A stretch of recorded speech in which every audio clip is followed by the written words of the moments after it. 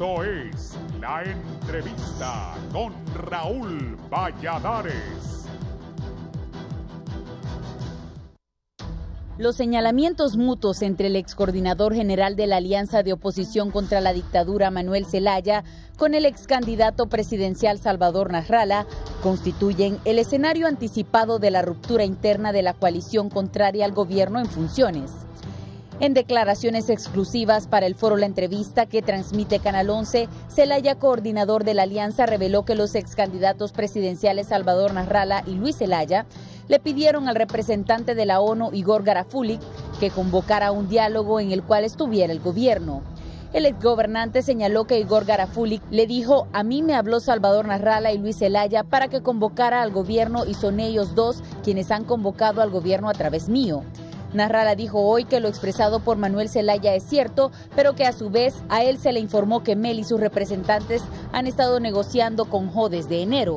Lo que dice Manuel Zelaya en el video adjunto es cierto, pero debió agregar: 1. En primera reunión de representantes de Salvador Nasralla, Pino y Partido Liberal entre 7 y 8 de marzo con ONU, Eval Díaz dijo públicamente que Mel y sus representantes han estado negociando con Jo y sus allegados desde enero sin que Salvador Nasralla lo supiera. 2. En reunión del martes 13 de marzo del 2018, Igor Garafuli dijo que Guillermo Enrique Valle, presidente del PINU, Belinda Martínez, designada de la Alianza de Oposición, y a mí, lo que Eval Díaz había confesado sobre las negociaciones secretas del grupo de Mel con el grupo de Jo, agrega Nasralla. Sería bueno que los medios confirmaran o desmintieran esta información que aportó a las reuniones exploratorias Eval Díaz, concluyó el cronista deportivo. Mientras esto sucede, los partidos políticos y la ONU determinaron contactar a los expresidentes Michelle Bachelet de Chile, Ernesto Zedillo de México y a Vinicio Cerezo de Guatemala para que uno de ellos lidere el diálogo nacional que ponga fin a la crisis política que vive el país tras las elecciones generales del 2017. En la cita dominical del prediálogo predominó el tema de derechos humanos de personas fallecidas de forma violenta tras la crisis postelectoral. Además, un proyecto de decreto que vincule los acuerdos que se alcancen en este proceso. Concerniente a este punto, Eval Díaz, delegado oficial, apuntó que la mesa de diálogo no puede dar órdenes al Congreso Nacional, Poder Judicial, Ministerio Público o cualquier institución del Estado, pero sí podemos promover leyes en consenso con las fuerzas políticas en el Congreso Nacional, señaló. El Partido Nacional, los liberales junto a los asesores de Nasralla acordaron otro encuentro el próximo 5 de abril para conocer la respuesta de los expresidentes invitados, definir el rol a desarrollar de quien sea escogido para conducir el diálogo nacional y agregar al quórum los partidos minoritarios del país. De no lograr que estos acepten la propuesta, se explorarán nuevas opciones, entre ellos otros exgobernantes latinoamericanos y españoles, cuyos nombres se barajaron en las dos reuniones anteriores. Dijo un poeta catracho que la historia de Honduras puede escribirse en una lágrima, expresión que contrasta con el destino de todo un país hoy más que nunca en la voluntad y sinceridad de la clase política que lo dirige. Para el foro La Entrevista, Samantha Velázquez y Gisela Calix.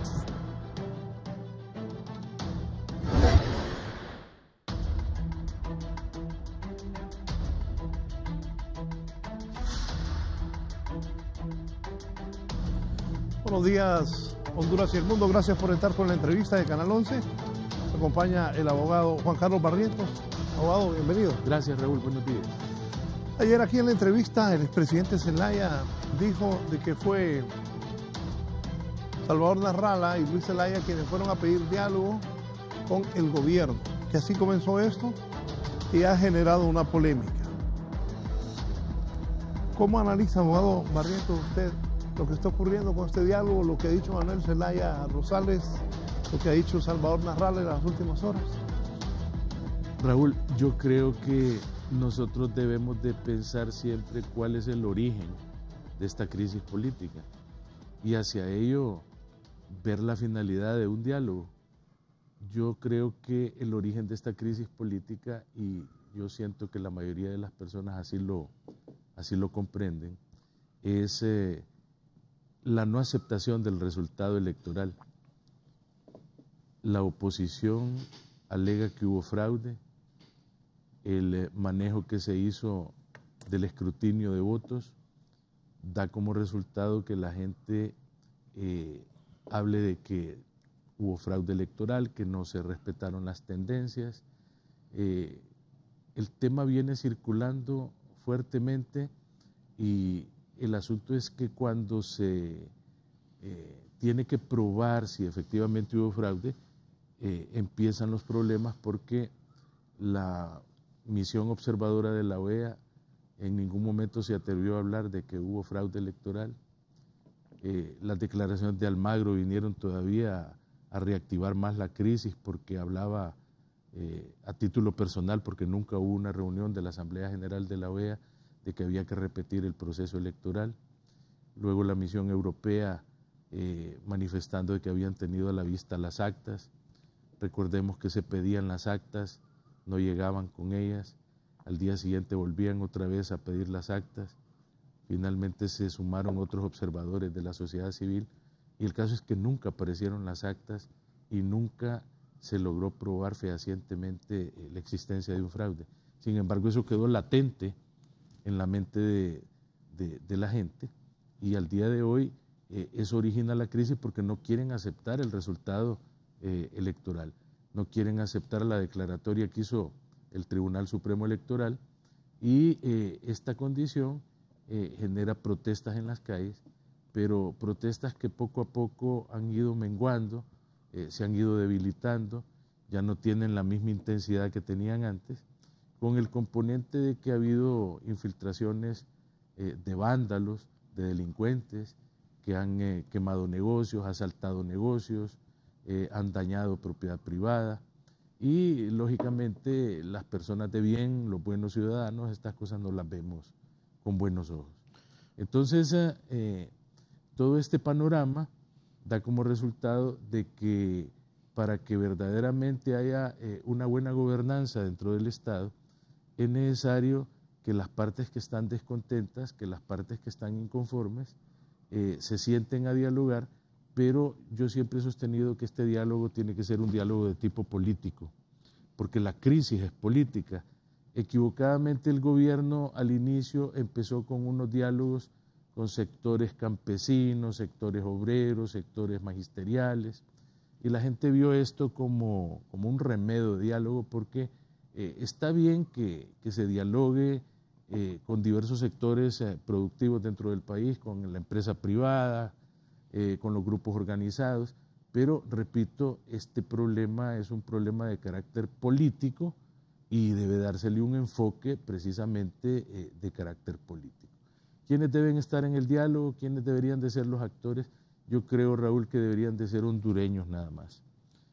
Creo que nosotros no necesitamos para un diálogo de carácter político extranjeros que vengan a mediar, ni necesitamos que vengan expresidentes o que vengan personas que supuestamente tengan una valoración muy alta para que se puedan lograr acuerdos políticos. Abogado, hay bastantes extranjeros en la vida política del país y en varias áreas.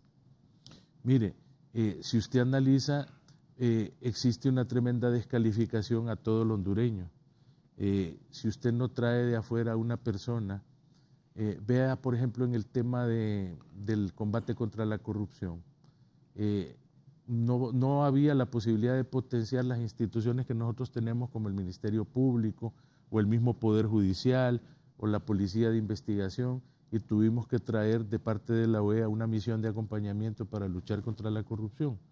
Entonces, yo siento que en este diálogo se están divagando en cuanto a escoger mediadores y veo que inclusive le dan mayor credibilidad a instituciones que en determinado momento pudieran coadyuvar en otro tipo de cosas en vez de lograr conciliar a la oposición a través de diálogo político donde, Raúl, sinceramente yo, y voy a ser bastante frío en esto, aquí lo que se está peleando es el poder. Básicamente lo que está demandando la oposición es una cuota de poder. No debemos de engañarnos, los políticos fundamentalmente cuando se meten a este tipo de cosas, lo que van persiguiendo, lo que van buscando es el poder, de tal suerte entonces que la negociación va conducida o debería de ir conducida a qué cuota de poder voy a mantener yo dentro de este gobierno. Yo siempre he identificado que usted no puede hacer un diálogo con un grupo de personas si no tiene la capacidad vinculatoria de que los acuerdos que se tomen verdaderamente se conviertan en algo obligatorio. Y a mí me preocupa de que en esas reuniones que están teniendo con el representante de Naciones Unidas no puedan tener la capacidad vinculatoria, porque un acuerdo que tomen ahí no puede obligar al Congreso Nacional, por ejemplo. Esa gente que está reunida ahí no le puede dar pautas al Congreso Nacional y decirle, miren, aquí tomamos este acuerdo, tomamos este otro acuerdo, y este acuerdo es obligatorio y ustedes, diputados, están obligados a cambiar la agenda legislativa y a aprobar lo que nosotros les digamos que tienen que aprobar. Los poderes del Estado son independientes. Usted no puede obligar al Congreso Nacional a que lleve una agenda distinta, que no haya sido discutida y aprobada por los diputados del Congreso Nacional. Entonces yo veo de que de repente se está haciendo un tanto iluso en el tema del diálogo, porque yo no veo cómo una mesa de diálogo puede obligar a los poderes del Estado a que sigan la misma pauta de determinación de los acuerdos que se están tomando ahí. Sí, ya hay diferencias en la alianza. Ayer el expresidente Zelaya decía acá que no sabe quién está presionando a Nasrallah para que haga este tipo de acuerdos. Al haber esa diferencia en la alianza, ¿qué va a ocurrir? Bueno, aquí el problema es que yo particularmente creo de que aquí hay un choque de egos, porque todo el mundo sabe... ¿Choque de egos? Sí, un choque de egos, porque Salvador Nasrallah es una persona que yo la veo narcisista, la veo una persona que le gusta autoponderarse mucho. Él dice que él es lo mejor en esto, lo mejor en aquello, que él es ingeniero industrial, que tiene maestría en no sé cuántas cosas, que él era profesor de la Facultad de Economía, que él es el mejor cronista deportivo que ha habido en toda la historia de la televisión, que el programa que él tiene es lo mejor del mundo, que Sábado Gigante de Don Francisco era nada a la par del programa de él, X0. Y por otro lado, Manuel Zelaya es una persona que en algún momento creyó que podía venir a sustituir a Ramón Rosa y al doctor Marco Aurelio Soto como los grandes reformadores del Estado. Y inclusive recordemos que cuando estaba en Casa Presidencial hasta se mandó a hacer unas figuras que las tenían ahí en un parquecito adentro de la Casa Presidencial, donde el artista había plasmado la figura en tamaño natural de Manuel Zelaya. Entonces ese choque de egos se demuestra cuando Libre dice vamos a apoyar la alianza, pero el coordinador general de la alianza va a ser Manuel Zelaya Rosales. Sabemos nosotros que Nasrallah era el candidato, pero el que coordinaba toda la actividad política, y de hecho todos los diputados que están ahí, los 30 diputados que tiene Libre ahí en el Congreso Nacional, esos diputados básicamente responden a Manuel Zelaya Rosales. Entonces ese choque de egos se inicia cuando de manera desobediente Nasrallah empieza a dar declaraciones y después viene Manuel Zelaya y lo corrige y le dice que tiene que retractarse. Se lo debe decir en privado, pero eso es lo que todo el mundo intuye.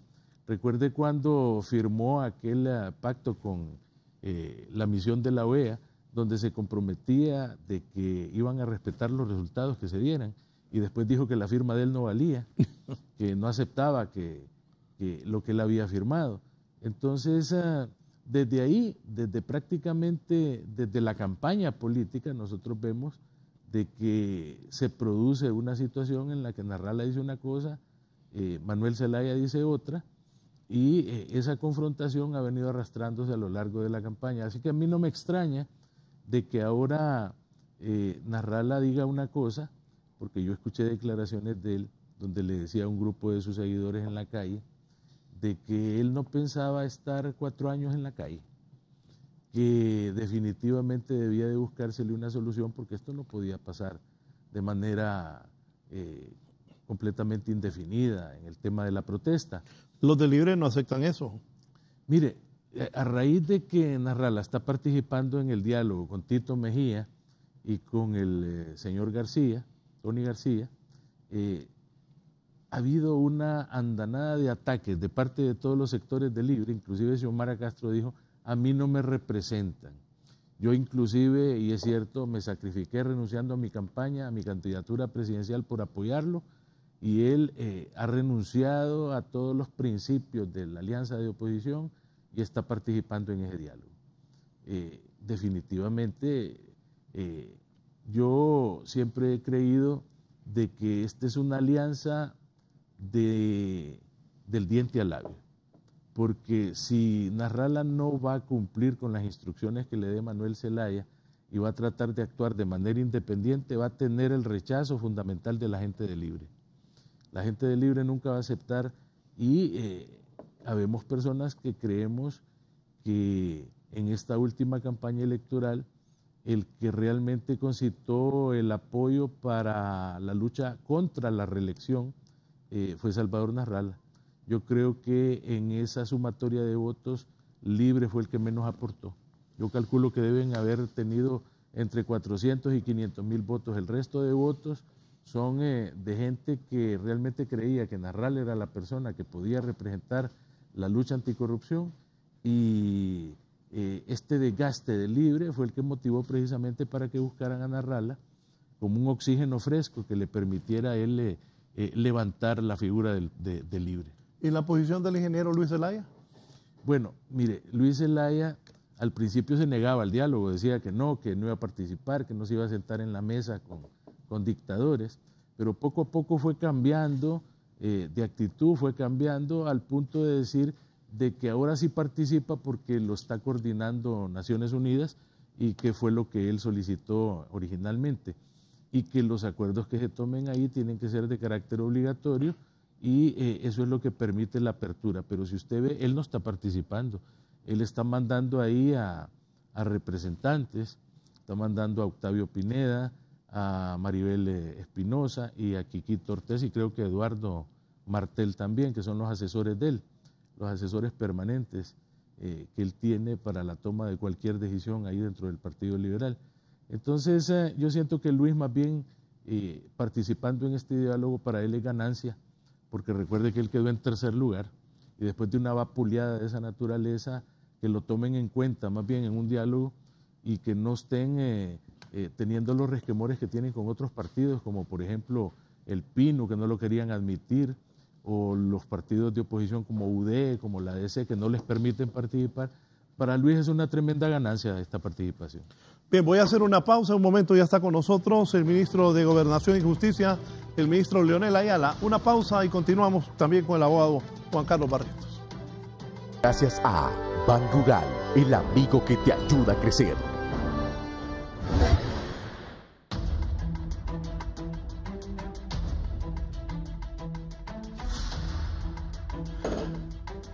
Bien, continuamos en la entrevista. Está el ministro, el ingeniero Leonel Ayala. Ingeniero, ¿cuál es la visión que tiene el gobierno de cómo va el diálogo? Otros dicen que es prediálogo. ¿Qué le dice usted al pueblo? Buenos días, Raúl, abogado Barrientos. Un gusto estar con ustedes. Un saludo a los televidentes de Canal 11 y del programa La Entrevista. Bueno, el gobierno mantiene expectativas de este diálogo que en realidad, por mucho que se le quiera demeritar, tiene una validez importante. Aunque se analice o se determine como un prediálogo, al final es un diálogo. Y sí, en efecto, hay expectativas.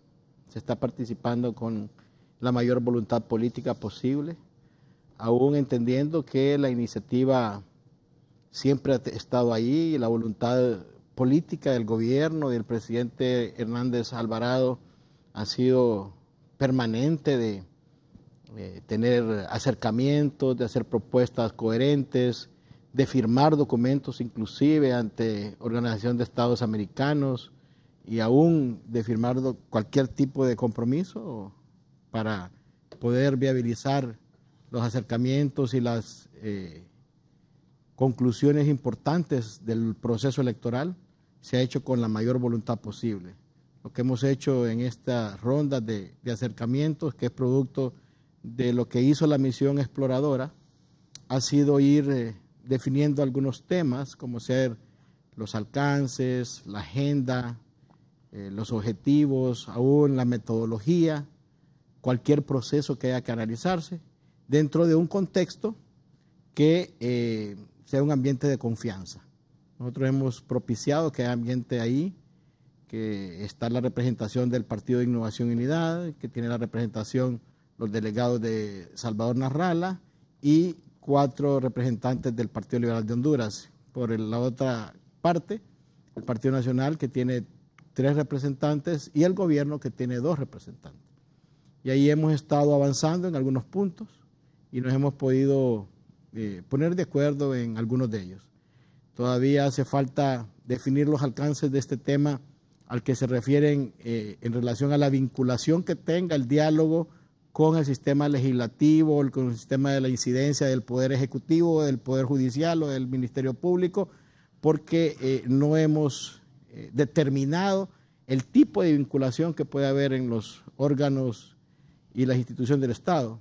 Nosotros creemos que tiene que tener bastante positivismo este diálogo para ir a otros órganos que tienen otras competencias, pero que eso de vinculación no logramos coincidir y no logramos definirlo en el criterio en el que ellos lo presentan. Ellos lo establecen como que si lo que ahí se defina es isofacto, que tiene que llevarse al Congreso y que tiene que aprobar, y nosotros creemos que cualquier decisión tiene que consultarse a las bancadas, que tenemos que explorar si se puede, si son decretos que requieren mayoría simple, y aún en la mayoría simple el Partido Nacional tiene una alianza con algunos partidos minoritarios, entre ellos la Alianza Patriótica, y también hay que respetar la incidencia y la participación de ellos, y nosotros hemos venido insistiendo con el ministro Eval Díaz que estos partidos tienen que tener la representatividad en este diálogo. En algunos casos coincidimos, en otros no coincidimos, pero no podemos pensar en querer llegar al Congreso con diferentes planteamientos si ni siquiera se ha querido por parte de algunos de los miembros del diálogo que estos partidos minoritarios puedan asistir a este diálogo que hemos iniciado. Por otro lado, tampoco sabemos si se necesita mayoría calificada, con qué votos se van a contar, porque la bancada de Libre tampoco, o mejor dicho, el Partido Libre tampoco tiene representación en este diálogo, y no sabemos, al final de cuentas, si entre el Partido Liberal y el Partido Nacional o con los partidos con los que tiene alianza, podríamos necesitar llenar los votos de la mayoría calificada, y eso requiere consulta, eso requiere también respetar la institucionalidad del Estado y respetar también los poderes del Estado. Tenemos que saber qué otras acciones se pueden dar a nivel del Ministerio Público, a nivel del Poder Ejecutivo. Los alcances de los temas tenemos que también determinarlos, todavía no los hemos determinado. El tema electoral, hasta qué punto puede llegar. El tema de reformas del Estado, hasta qué punto puede llegar. El tema de derechos humanos ya los empezamos a tocar, que hay toda una argumentación que se está planteando ahí, y necesitamos que esta argumentación siga profundizando, que fue en algo que sí coincidimos, que todo lo que los organismos del Estado establecen puedan,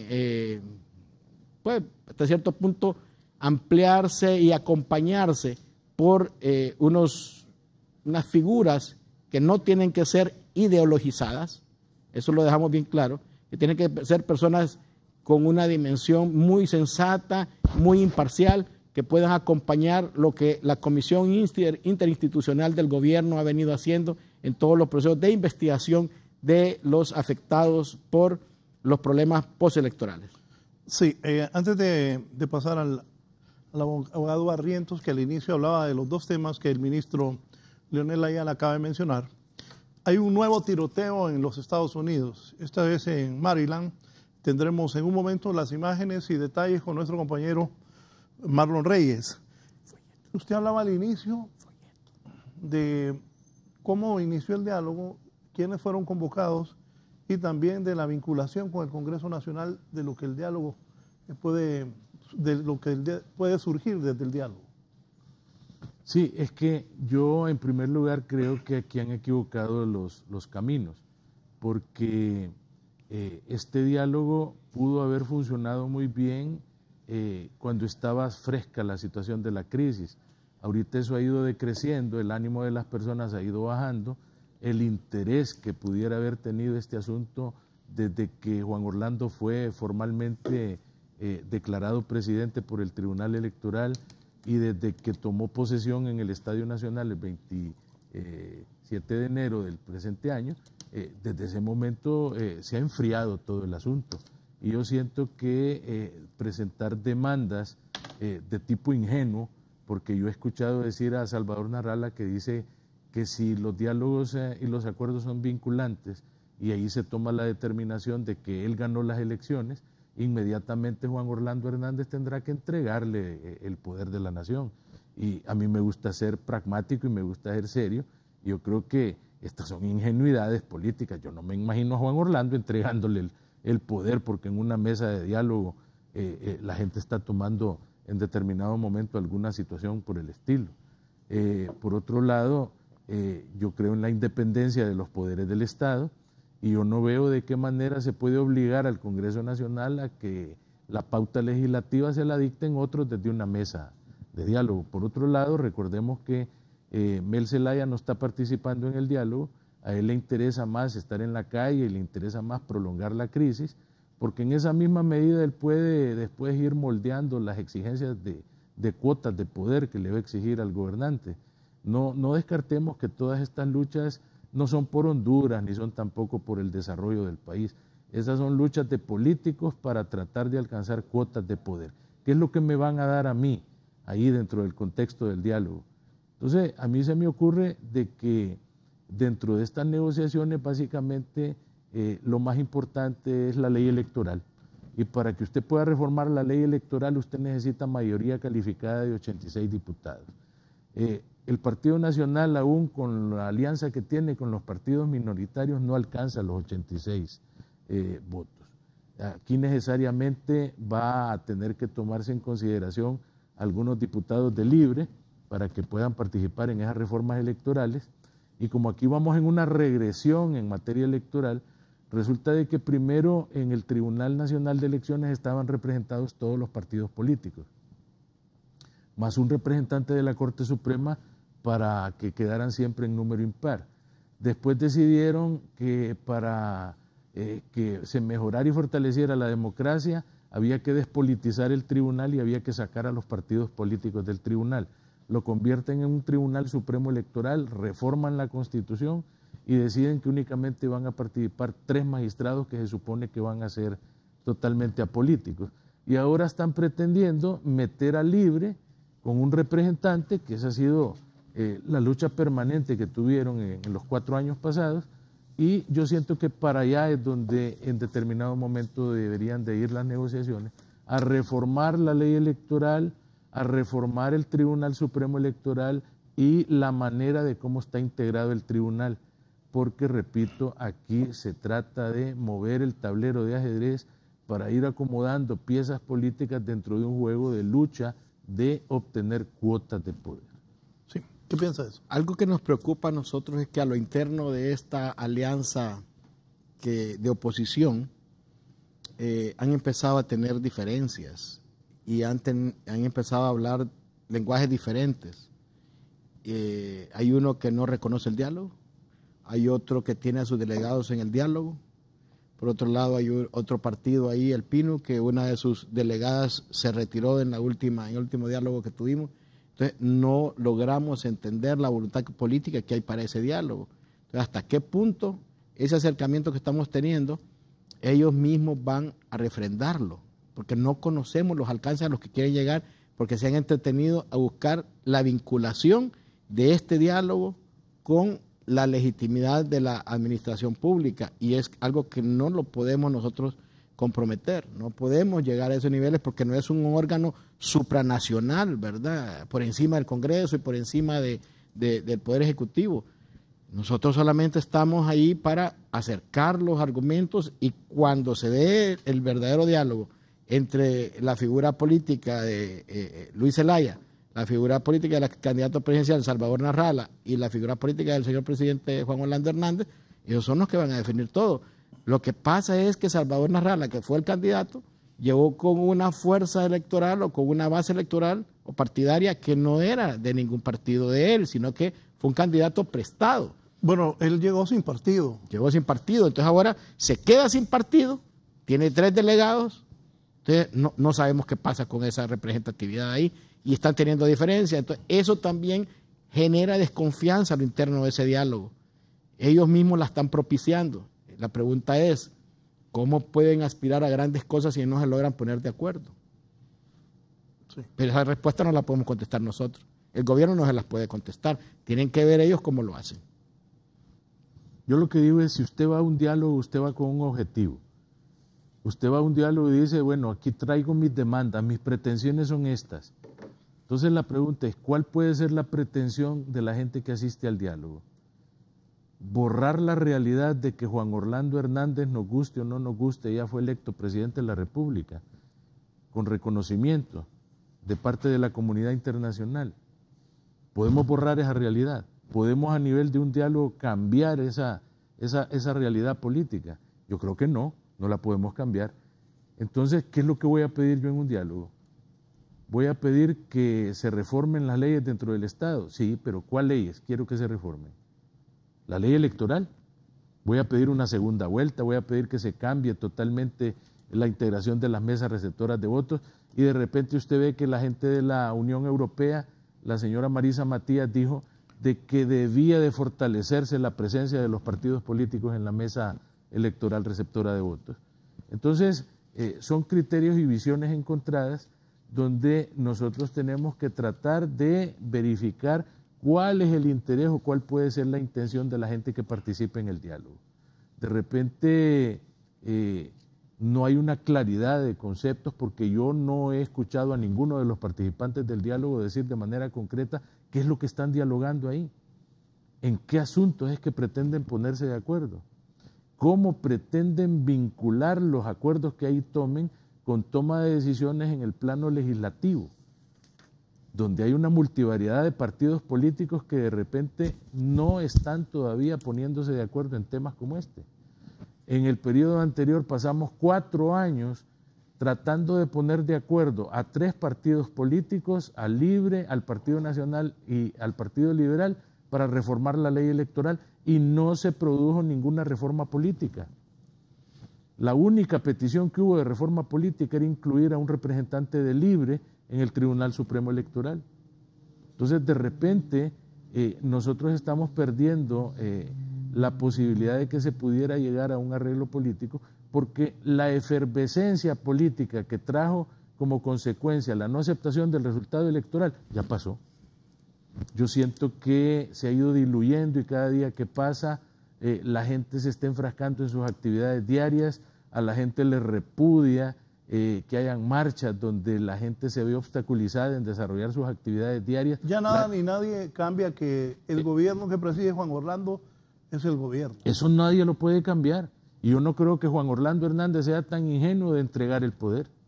Decía Maquiavelo que cuando un político lucha por alcanzar el poder, una vez que lo alcanza, más bien debe luchar por mantenerse. Pero es que no solo es eso, es la legitimidad del proceso. ¿Usted cree que si Juan Orlando Hernández no hubiera ganado ese proceso electoral, estuviera de presidente? Si se pudo hacer recuento de votos de 5,000 urnas, de las que decían ellos que habían inconsistencia y no hubo ningún inconveniente.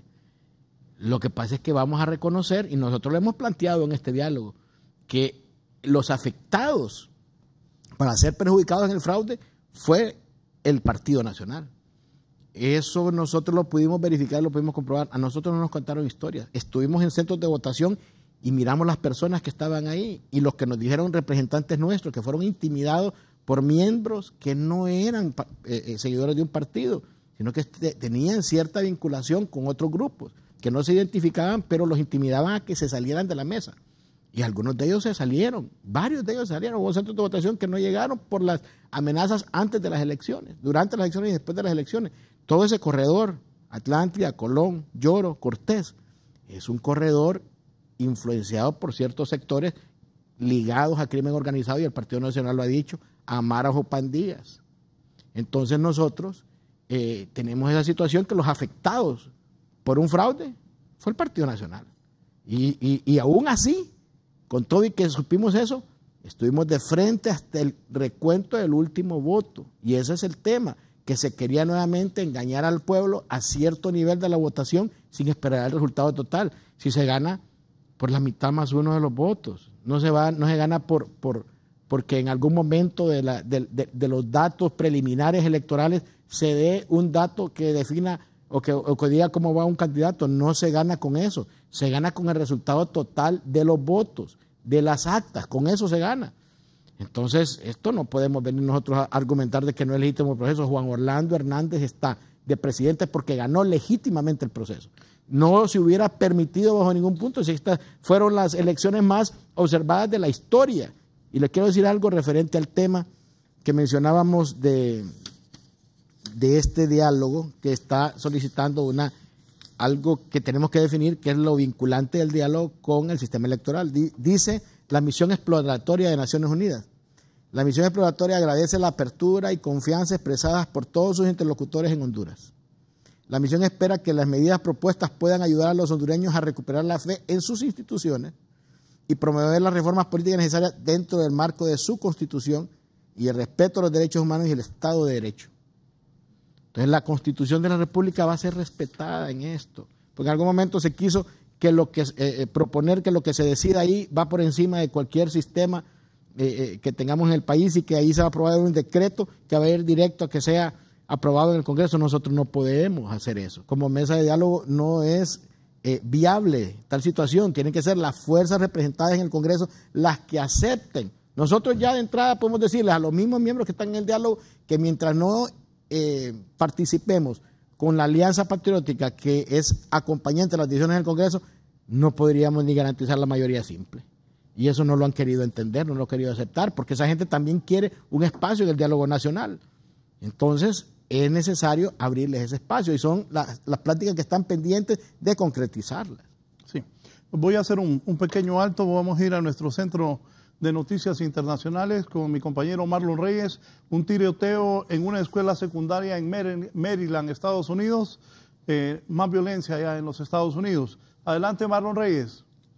Así es, licenciado Raúl Valladares, televidentes también de la entrevista. Las autoridades están investigando un tiroteo en la escuela secundaria Great Mills en el condado de St. Mary's en Maryland, Estados Unidos.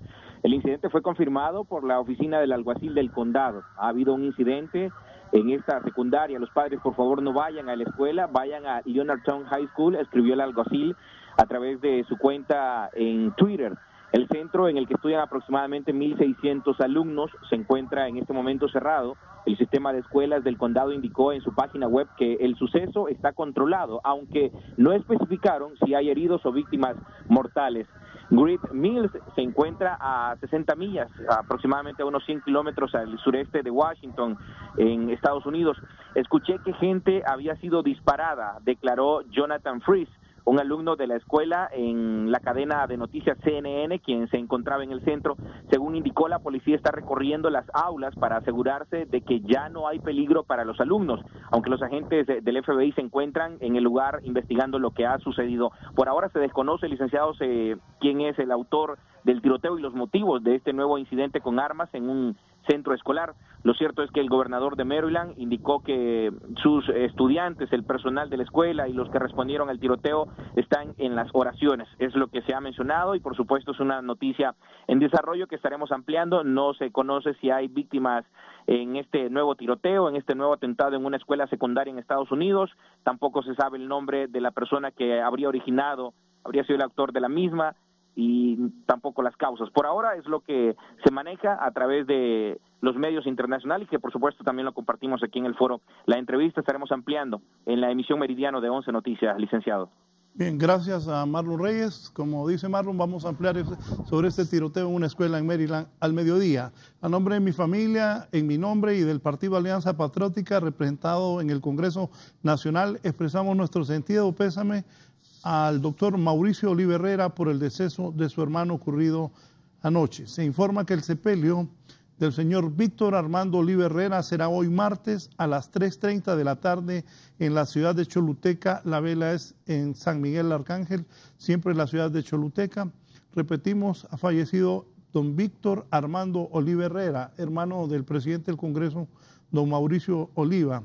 Su sepelio será hoy a las 3:30 y está siendo velado en San Miguel Arcángel, en Choluteca. También nosotros exteriorizamos nuestras muestras de pesar para el presidente del Congreso Nacional por el fallecimiento de su hermano, don Víctor Armando Oliva Herrera.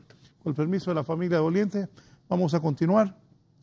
El país, ¿cómo queda ante esta situación? Que usted lo hablaba, hemos tenido que traer gente del extranjero para ver si nos ponemos de acuerdo. ¿Cómo queda Honduras? Bueno, Honduras afortunadamente está ahorita bien posicionada. La comunidad internacional tiene pleno reconocimiento de su gobierno, de sus autoridades. Se ha recompuesto la situación de crisis originada en el 2009 con el golpe de Estado, donde muchos países habían quitado el reconocimiento a nuestro país. Yo siento que deberíamos ya de una vez por todas terminar con este circo político que ha montado Manuel Zelaya Rosales. Él vive de la distracción y vive precisamente de crear este tipo de crisis en la calle, estas crisis políticas. Él trabaja 24 horas en el campo político tratando de crear este tipo de situaciones que lo mantengan a él vigente, que lo mantengan a él siempre activo dentro de un liderazgo, dentro de un partido que va en franca decadencia. Yo siento que cada periodo electoral que pasa, Libre se va desgastando más.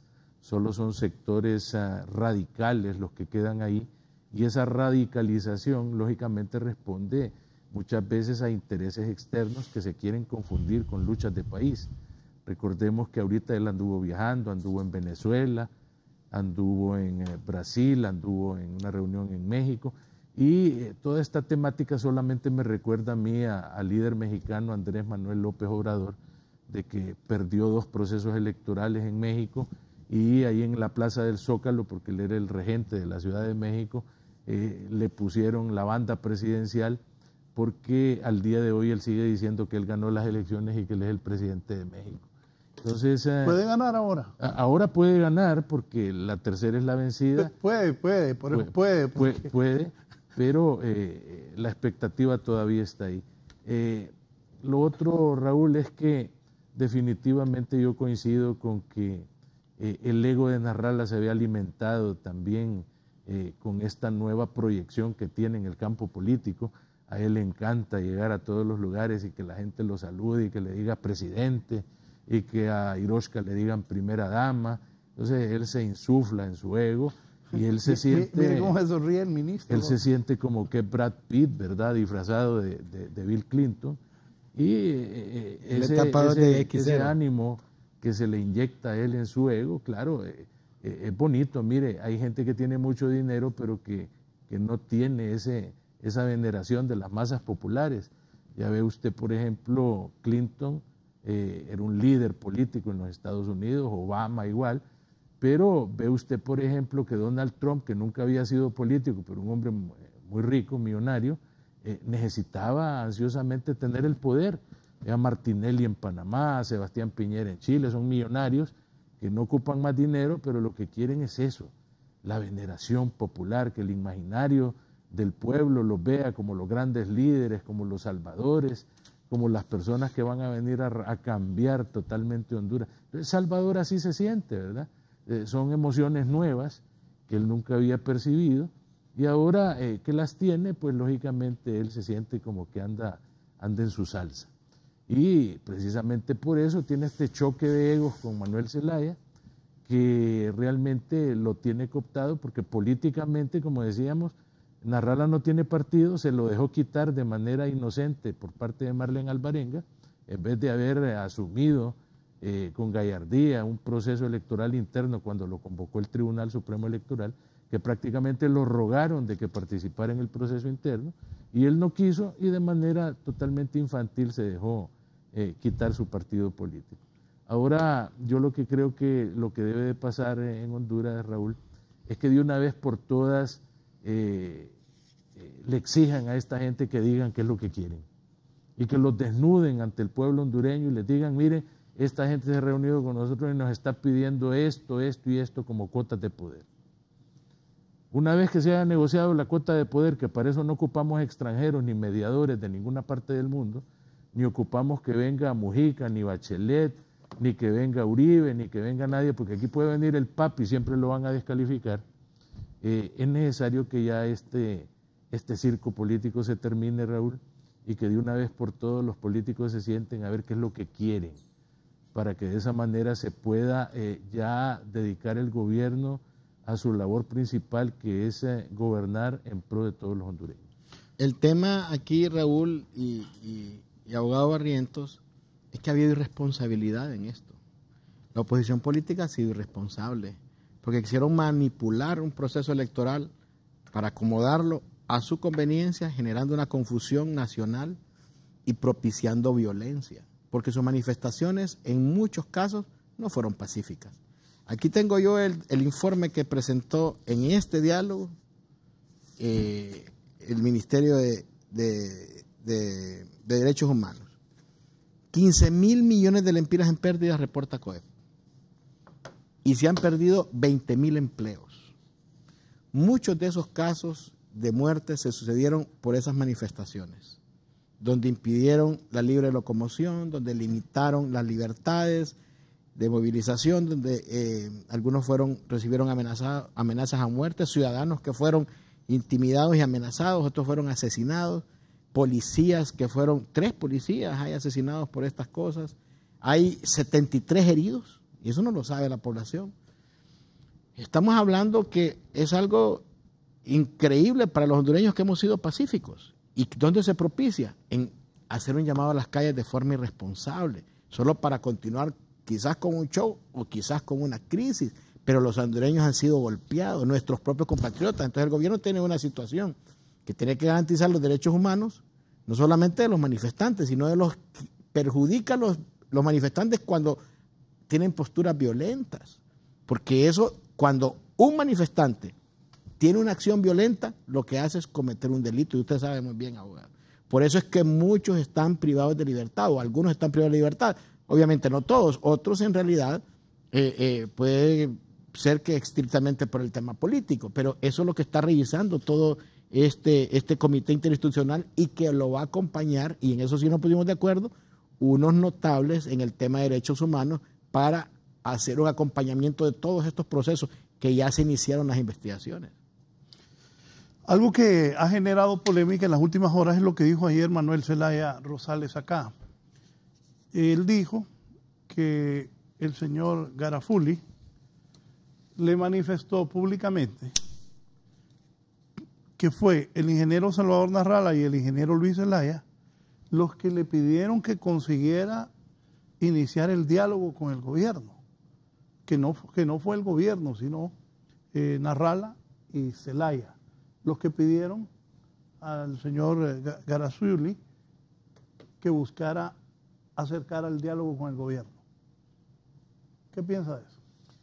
Pues también dijo Tito Mejía y el propio Salvador Narral el día de ayer que a él, Eval Díaz, le había manifestado en 2 oportunidades que desde el mes de diciembre, prácticamente casi inmediato después de haber terminado el proceso electoral y haber hecho el tribunal la declaratoria formal de elección, que Manuel Zelaya se había reunido con Juan Orlando Hernández y que se ha reunido en varias oportunidades con él, se ha reunido en varias oportunidades con el equipo que él tiene y que también se ha reunido con el doctor Mauricio Oliva Herrera, a quien le mando mi solidaridad y mi sentimiento de pesar por la muerte de su hermano, don Víctor Armando.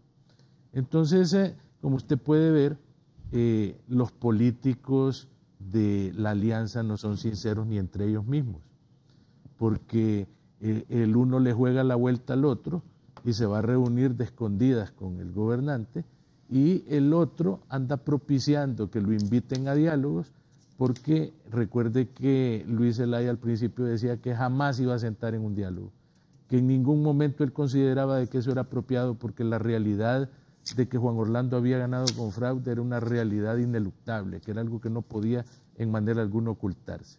Y ya ve usted ahorita que están participando en los diálogos. ¿Por qué razón? Porque es que a los políticos lo que les interesa es estar dentro del ajo, les interesa estar dentro de la toma de decisiones.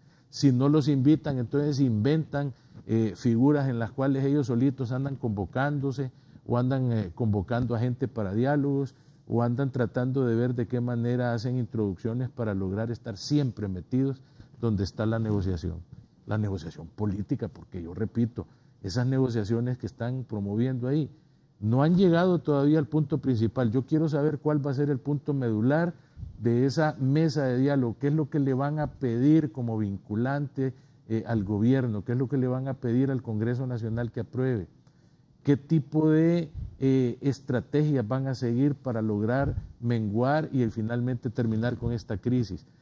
Juan Orlando va a entregarles la mitad del gobierno, les va a entregar representantes en la Fiscalía General del Estado, les va a entregar en el Tribunal Supremo Electoral, que ya le queda poco a los actuales miembros. ¿Qué negociación es la que van a hacer ahí? ¿Van a hacer alguna negociación en la cual pretendan cambiar algunas normas jurídicas dentro del Estado, o se van a concentrar nada más en el tema electoral?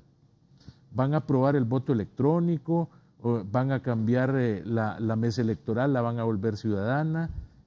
¿Van a tratar de crear un nuevo tribunal? ¿Van a crear un tribunal de justicia electoral donde la gente que presente impugnaciones no tenga que ir en amparo a la Corte Suprema, sino que haya un ente especializado para que falle sobre temas electorales? El tribunal se va a convertir verdaderamente en el supervisor y en el garante del proceso, porque actualmente el tribunal no tiene representantes en la mesa, solamente los partidos políticos. Entonces, ya deberíamos nosotros de comprender de que la etapa de la ingenuidad política, dice Nasrallah, ya pasó. A él lo miraban como ingenuo, y Mel Zelaya por detrás se anda reuniendo con el presidente, e inclusive yo siempre he manifestado, porque yo quiero ser conteste con mis declaraciones, Manuel Zelaya Rosales tiene una agenda oculta donde él también se quiere reelegir. Ese ha sido el empeño que ha tenido desde la cuarta urna en el 2009. Él quiere también buscar la reelección, y lo quiere hacer a través de reformar la Constitución por medio de una Asamblea Nacional Constituyente. La Constituyente constituye todavía una plataforma política para la alianza y principalmente para el Partido Libertad y Refundación. Esa constituyente es la que ellos podrían estar buscando negociar en una mesa de diálogo, porque a través de una constituyente ellos se garantizan que Manuel Zelaya pueda participar libremente dentro de un proceso electoral para la reelección, y se garantiza también reformas puntuales dentro de aspectos como el aspecto del Tribunal Supremo Electoral. Así que, Raúl, yo siento que para allá es para donde podríamos dirigirnos, pero debe de haber sinceridad en la clase política que participe en ese diálogo, y ya deberían de dejar de estar engañando al pueblo hondureño, porque estos distractores, entre comillas, vinculantes, definitivamente no creo que prosperen, porque usted no le puede dar pautas a los poderes del Estado. ¿Ha visualizado el gobierno todas estas peticiones que menciona el abogado Barrientos? Ni siquiera las hemos puntualizado en esta mesa de diálogo. No hemos definido los alcances de este diálogo. Solo nos hemos entretenido en el tema de derechos humanos, que aquí hay un informe, y quiero corregir. Solo de una de las fuerzas fueron ese número, son 253 elementos de las fuerzas del orden heridos. Quiero corregir, entonces avanzamos en este tema de derechos humanos, que dicho sea de paso se conformó una post-crisis electoral, se conformó un equipo donde está la Dirección General de Fiscalías, la Dirección de Medicina Forense, la Fiscalía de Delitos contra la Vida, la Unidad Fiscal adscrita a la Policía Militar de Orden Público, dependencias del Ministerio Público, el Departamento de Derechos Humanos de la Secretaría de Seguridad, la Dirección Policial de Investigación y últimamente la nueva Secretaría de Derechos Humanos. Entonces, este documento ya se presentó y se recibió con mucha consideración. Y lo que pusimos de acuerdo ya es que va a haber otros elementos que no estén ideologizados, que puedan darle acompañamiento a estas investigaciones. En eso sí nos pusimos de acuerdo y ya eso quedó caminando en una submesa. Nos pusimos de acuerdo en que de ahorita se va a consultar en este periodo hasta la siguiente reunión 3 figuras para saber si tienen voluntad de ser mediadores o facilitadores.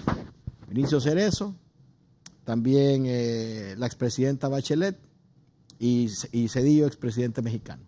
Esas son las 3 personas que Igor se ha comprometido a sondear en estos días. En eso quedamos en la última reunión y en un tema que no aterrizamos, que tiene que ver con la vinculación de lo que eventualmente sea este acuerdo, este diálogo. Volviendo, ¿los otros están de acuerdo que vengan las personas que usted mencionó? Es que se va a consultar.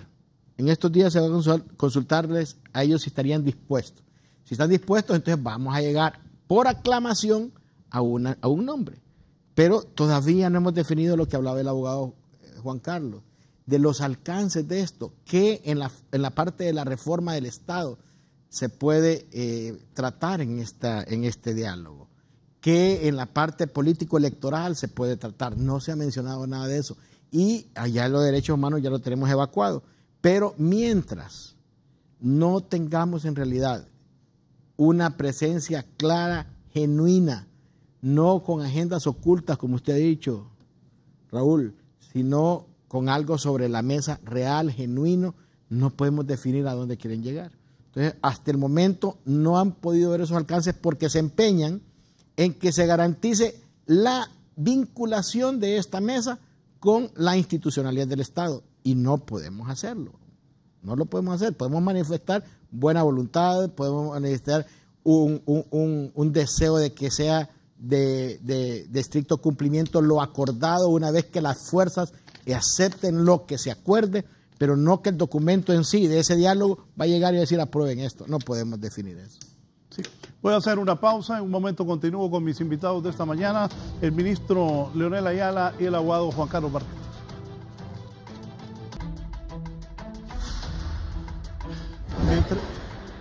Mientras estábamos en la pausa me llamaba la atención lo que usted hablaba de la posición que debe asumirse en el Congreso entonces.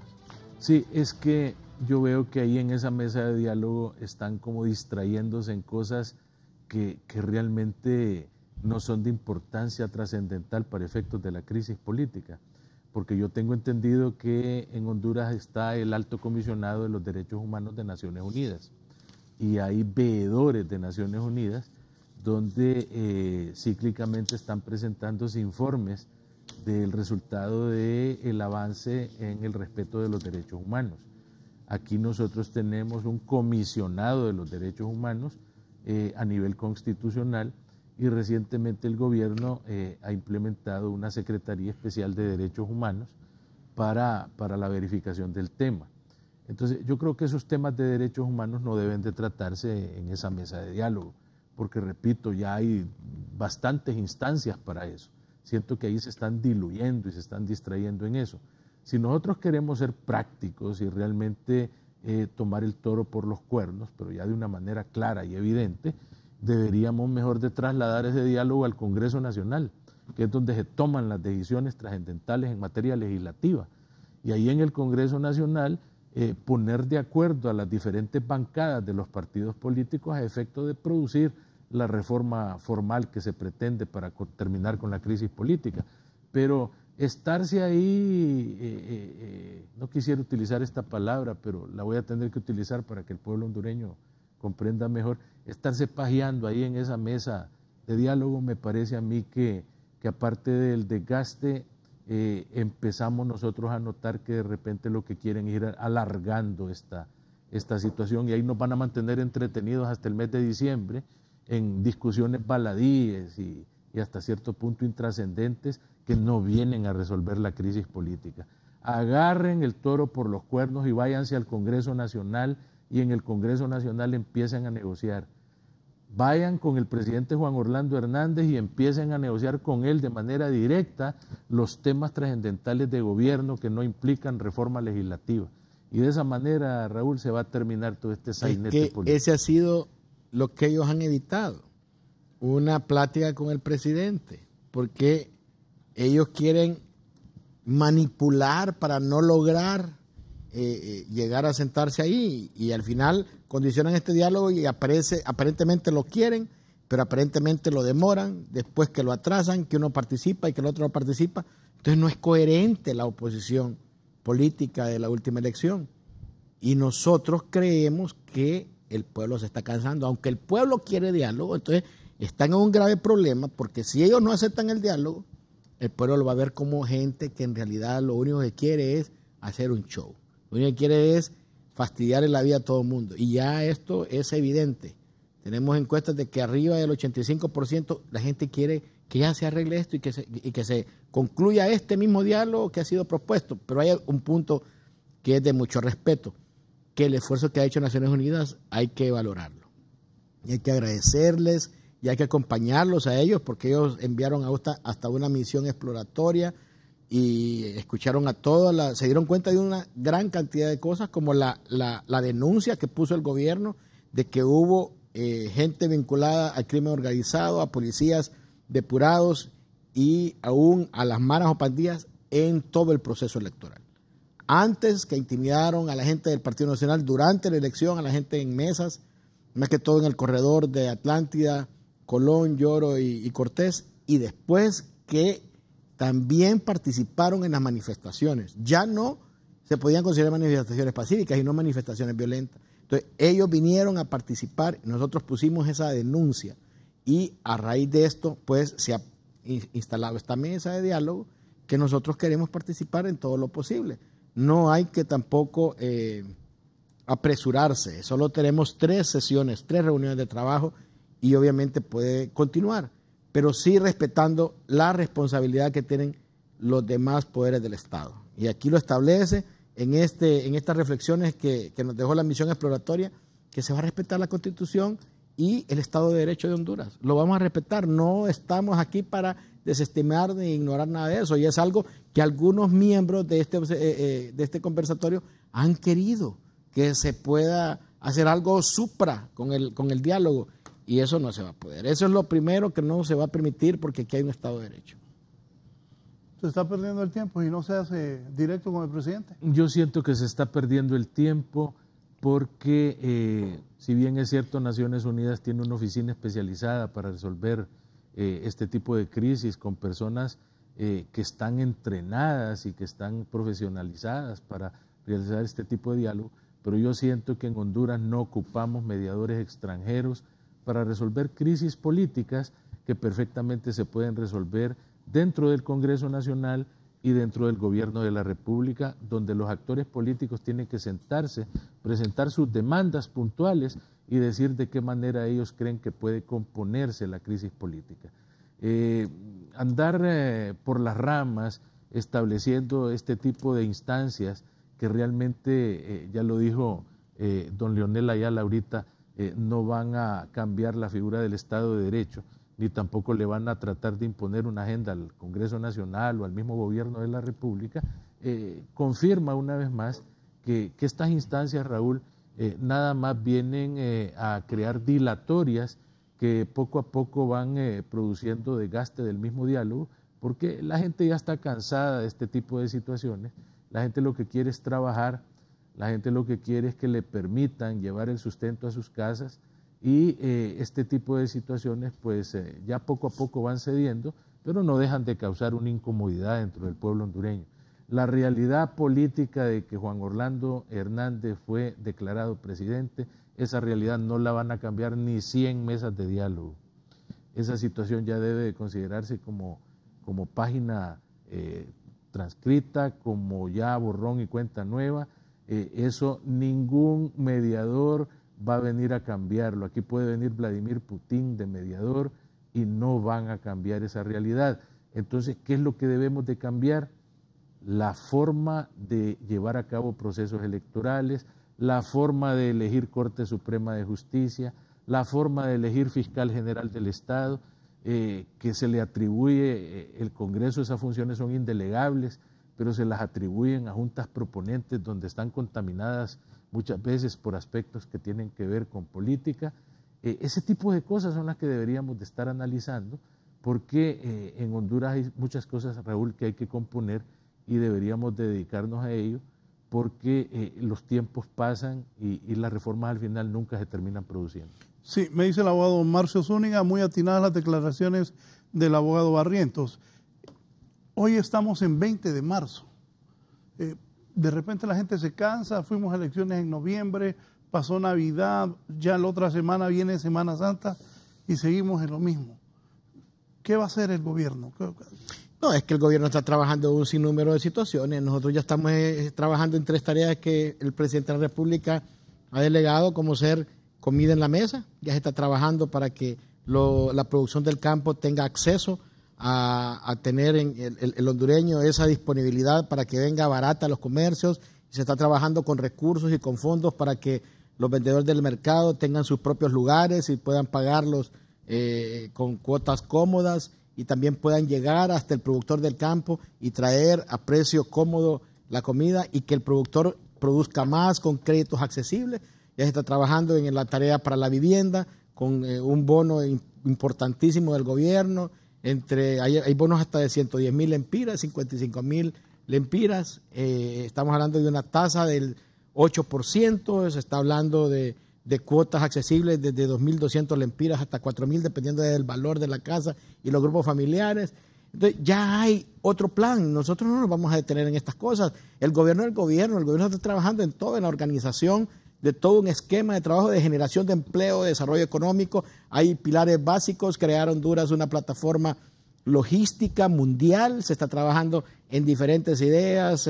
El canal prácticamente seco que se ha llamado va por buen camino. Se está mejorando las instalaciones portuarias en Puerto Cortés, un aeropuerto en Palmerola, infraestructura, los aeródromos en los principales centros turísticos, que ahorita en Semana Santa queremos que toda la población los pueda hacer uso de ellos, esos grandes atractivos que tenemos. Somos el primer país en el 2017 con un índice de exportaciones más alto de toda Latinoamérica, con el 27%.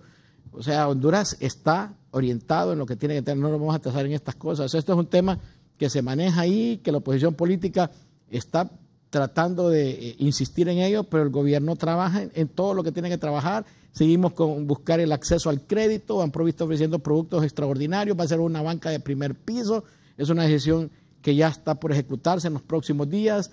Seguimos trabajando en salud y en educación, por eso ahora hay un ministro que va a innovar y que va a trasladar hacia el sistema educativo la renovación y la innovación, la modernización.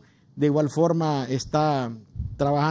continúa trabajando con seguridad y con defensa, que le han dado mucho éxito a esa disminución de los índices de criminalidad. Éramos el país más violento de Latinoamérica, la ciudad más violenta del mundo en San Pedro Sula, 186 homicidios por casi 1,000 habitantes, estamos en la tercera parte, ya hace falta mucho, pero se está haciendo.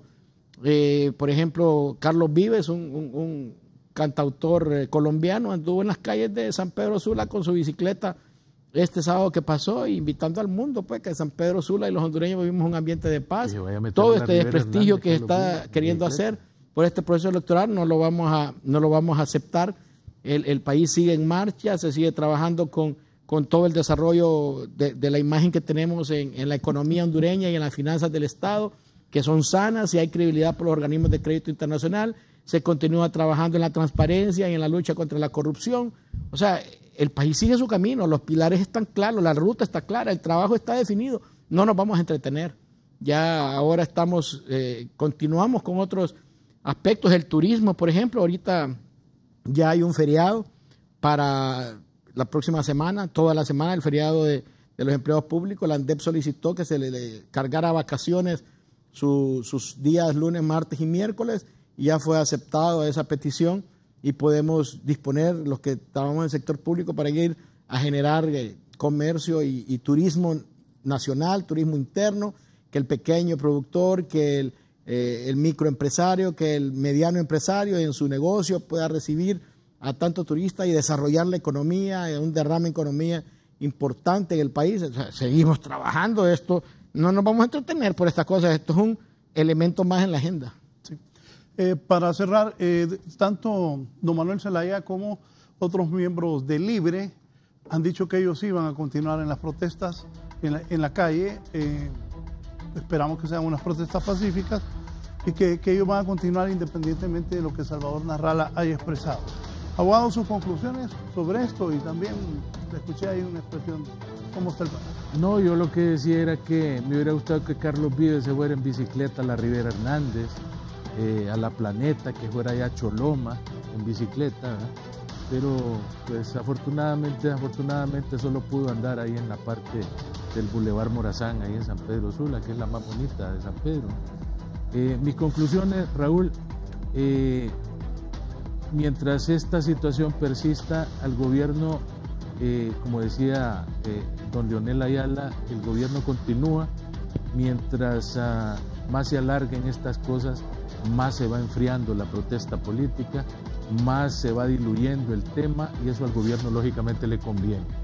Que esto se vaya alargando, porque las cosas se van diluyendo de tal manera que la efervescencia que había al principio, lo que animaba a la gente a protestar, poco a poco a la gente se le va a ir olvidando.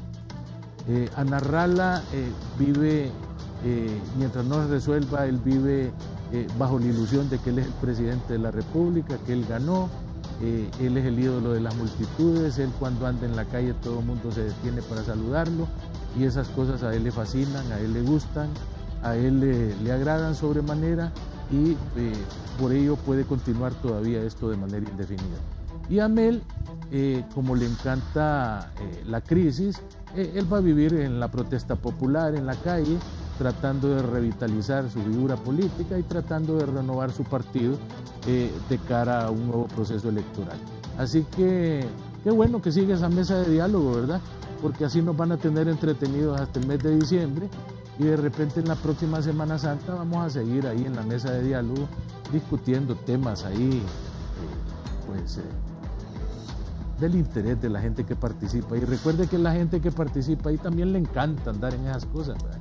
Porque como no los invitan a otros lados, entonces les gusta andar figurando ahí. Hay unos que hasta se les ve una sonrisa en las fotos, mire, hay unos en los videos. En las fotos y en los videos se les ve aquella satisfacción que tienen de que los tomaron en cuenta, y se toman fotos y selfies y las ponen en Facebook, en redes sociales. Y dicen que Naciones Unidas nos invitó a un diálogo para resolver la problemática de Honduras. Los nuevos doctores Ramón Rosa y Marco Aurelio Soto de la República. Abogado, gracias. Se estaba sonriendo el ministro Leonel Ayala. Ministro, sus conclusiones y su mensaje a la población. Sí, aprovechar para darle mis condolencias al doctor Mauricio Oliva, presidente del Consejo Nacional, por el desaparecimiento físico de su hermano, y nuestro sentimiento de pesar para él. Bueno, decirle a Juan Carlos que nosotros sí hemos andado en la Rivera Hernández, en la López Arellano y en Chamelecón, y que la situación que se vive ahí es otra. Los índices de la violencia bajaron en 4 años de 86 homicidios en todo Honduras a 42, y se sigue con una tendencia a la baja. Obviamente hay que luchar muchísimo. En los centros penitenciarios del país habían 11.000 privados de libertad cuando inició el gobierno del presidente Hernández, hay 19.000 ahora. O sea, mucha gente ya no está en la calle, pero esto no ha terminado aún. Y decirle que con todo y lo que hay voces disonantes, creemos que el diálogo tiene que continuar, que el diálogo siempre es necesario, nunca es malo, pero que se debe respetar la institucionalidad del país.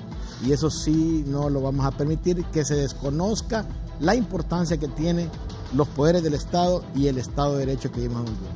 Agradecerle a usted, don Raúl, por esta oportunidad, y decirle que nosotros, en el equipo del presidente Hernández Alvarado, estamos seriamente comprometidos con continuar con este proceso de transformación de Honduras, y que a nuestro criterio Honduras va a pasar a unos niveles extraordinarios de desarrollo y de recuperación de su armonía, su paz y su lucha hacia la prosperidad.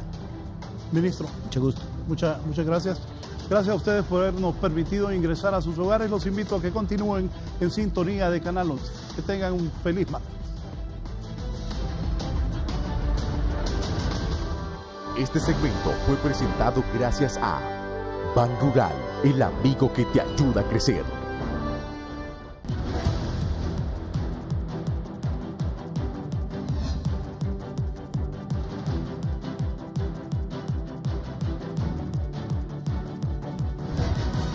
Esto fue La Entrevista con Raúl Valladares.